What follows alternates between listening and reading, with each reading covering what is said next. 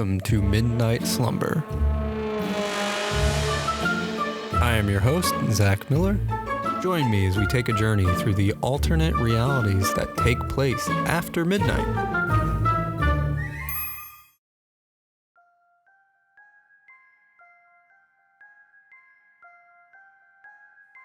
A quick announcement. We have made a short web series for the spooky month of October. Check out our show, Mini Horror Stories, on YouTube. It's under the channel Miller Media, LLC. We hope you enjoy this fun series that my friend and I have made. Also, enjoy this spooky story called Bear of the Woods.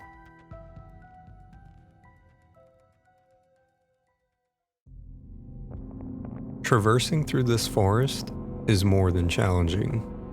The moonlight shimmers across the ground, and with every step, I have to brace myself.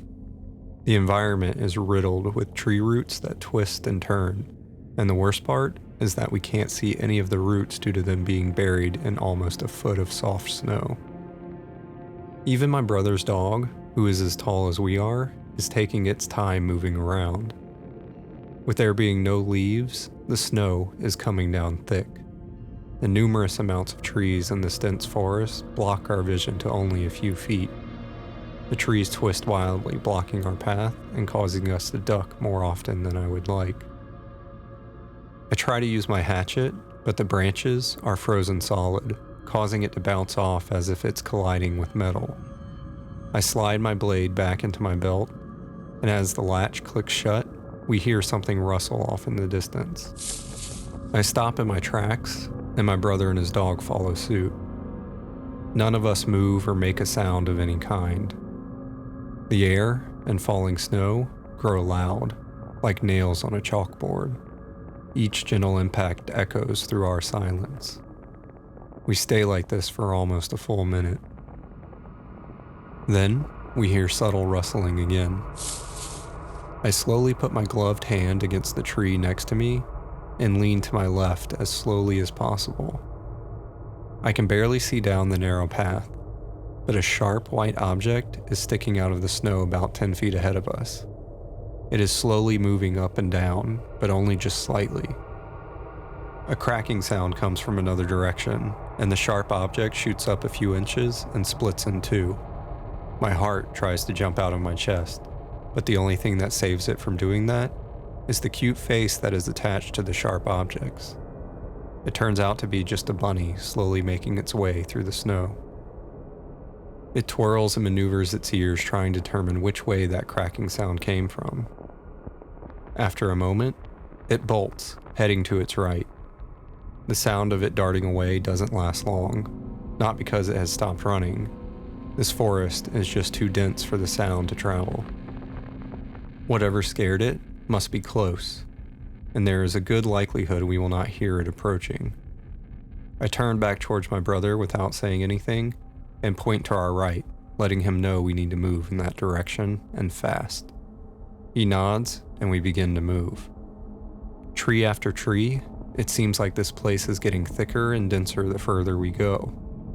My brother's dog continues to turn its ears behind it, listening to whatever is following us.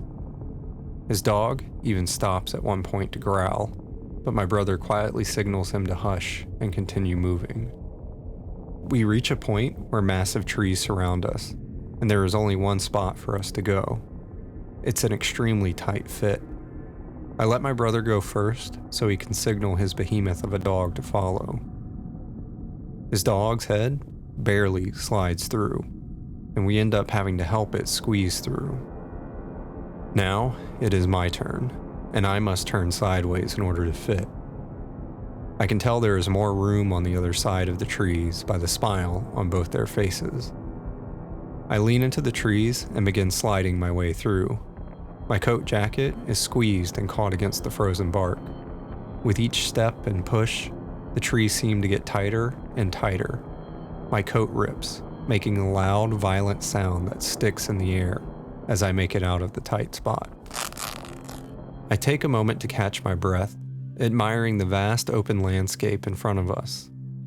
It's odd though, as everything seems out of place. The trees are far apart, The ground slopes down a bit, but seems to be slowly undulating. Everything is covered in snow, but I can see tall grass and cattails poking high up into the air. We are in a snow-covered swamp. The snow on the water is melting almost as fast as it is falling. Lily pads shift the snow around, causing weird patterns and shapes to appear on the water. A large frog croaks nearby, hopping from one pad to the next. A few flies buzz by, and the frog chases them, one hop at a time. The water shifts as something big just entered in. We try to see what caused the disturbance, but there is no sign of anything significant in the water, nor can we see how far this swamp spans. My brother begins to move, which is a good idea as we have rested long enough. We travel down this narrow path between the swamp water and the thick wall of trees for at least an hour before we come upon anything of interest. Up ahead, about 50 yards, is a low-lying bridge that extends deep into the swamp. Bright lanterns glow on the corner posts at the start of the bridge.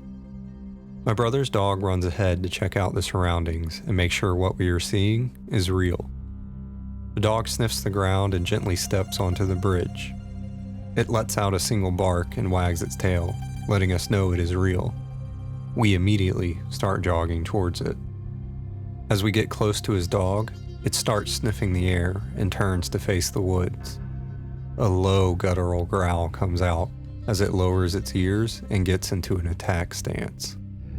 We slow our movement, but before we can stop, the trees just in front of us explode, knocking us back. Snow, wood, and ice blanket the air as the explosion comes to a rest. The wood or ice that hit me also knocked the wind out of me. I slowly push myself up and try to see what just happened through the thick cloud of upturned snow. I can hear something massive moving about, but I can't see what it is. It's not until I hear a weird, distorted roar that I fully understand what is there. The snow slowly settles back down, and a large, dark, hairy object rises on 2 feet. An ungodly large brown bear stands before us, and it is disturbing. The smell of this creature is overpowering, causing me to feel sick. Most of its body is missing fur. Bones and muscles show through as its flesh has been rotting. The bear turns to face us, and as it does, it reveals half of its face is missing. The bear lunges at my brother, and both his dog and I rush the bear. I slam into its side, causing it to stumble, missing my brother with its large, sharp claws. His dog grabs hold of its back leg, but the fur just sloshes off. My brother and I begin to run, but it's faster than we are. It swipes at me, snagging my jacket, and throws me into one of the trees. The bear lunges at me, mouth wide open, but I manage to grab hold of its upper and lower jaws. The weight and force of the bear slams me back against the tree. I use all my strength to keep its mouth wide open, but it's not easy. Slime pours from its bony jaws, and with each breath, it growls a foul odor at me. My brother and his dog are doing everything they can to get the bear to let go of me. The bear, getting tired of me holding its mouth open, swipes at my legs, knocking me to the ground. My right shoulder slams hard into the now muddy snow, but I won't let go. It shakes its head violently, trying to break my grasp, but I won't relent. I look at my brother and tell him to just go. I have it distracted, and he needs to flee. He hesitates at first, but then slowly and surely heads off. The bear lets out an intense roar, deafening my hearing. It shifts its body, blocking the sight of my brother and his dog. The bear begins to press its right paw into my left leg. The bear's weight is almost unbearable, but thankfully, the soft snow and mud keep the creature from breaking my leg. My strength is beginning to fade, and I know that I can't roll out of the way with it standing on me. Its face is getting too close to mine. A yell and a snarl come from the other side of the bear. My brother and his dog are back. My brother is swinging a large branch as hard as he can. I see the bear's eyes widen as it feels the impacts against its body. But instead of letting go and running, the bear just becomes furious. Its eyes grow wide with rage as it pushes its face closer to mine. A loud splash and eruption comes from the water to my right. The bear shakes hard as something slams into it. Bones crunch and break as the bear's jaws go slack. It turns its head in fear as it gets violently pulled off me. A massive alligator twice the size of the bear has locked its jaws on the back and midsection of it.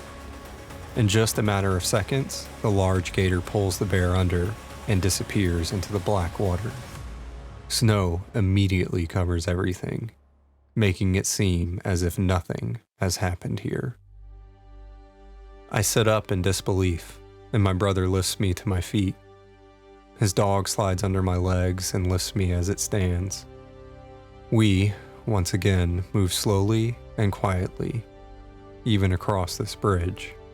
We are hoping that someone out there can help us and explain what is going on.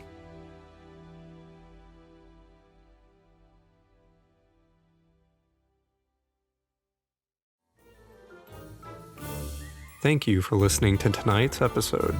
Please leave a comment and check out our social media on Instagram, YouTube, Twitter, and Facebook. We would love to hear your thoughts of tonight's episode. I'm your host, Zach Miller, and thanks for listening. Have a good midnight slumber.